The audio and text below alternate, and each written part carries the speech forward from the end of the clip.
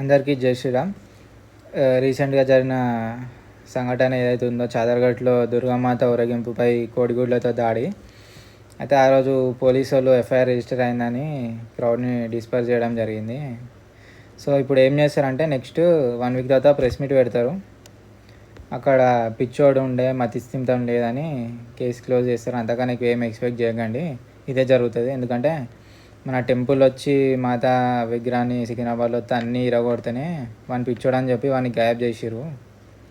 ఇప్పుడు ఇక్కడ జస్టిస్ దొరుకుతాయని ఎక్స్పెక్ట్ చేయకండి.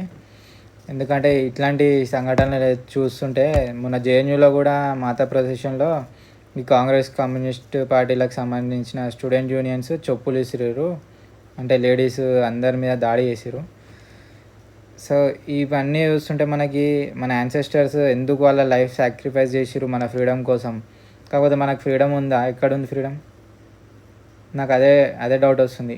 మనం ఈ లైఫ్ బతకడానికి మన యాన్సెస్టర్స్ వాళ్ళ ప్రాణాలను సాక్రిఫైస్ చేసి మన కోసం ఇచ్చారు. బట్ ఏదైతే హిందుస్థాన్లో హిందువుల పరిస్థితి అంతే దారుణంగా ఏడు ఉండదు. ఎందుకంటే మనం ఉన్న ఒక్కటే కంట్రీ, అది కూడా మెజారిటీ ఉన్నా కానీ వేస్ట్. మనము అంటే అంత లో లెవెల్లో బతుకుతున్నాం అన్నమాట. మనకి అయితే ఈక్వల్ రైట్స్ కూడా లేవు. ఇది సిచ్యువేషన్. ఇప్పుడైనా కొంచెం రియలైజ్ అయ్యి ఏమైనా చేంజ్ చేస్తే కొన్ని రోజులైనా బెటర్గా ఉంటుంది. ఎందుకంటే మన ఇప్పుడు ఎట్లైనా ఫ్యూచర్ జనరేషన్స్ లైఫ్ ఎట్లైనా రిస్కే 100% అది.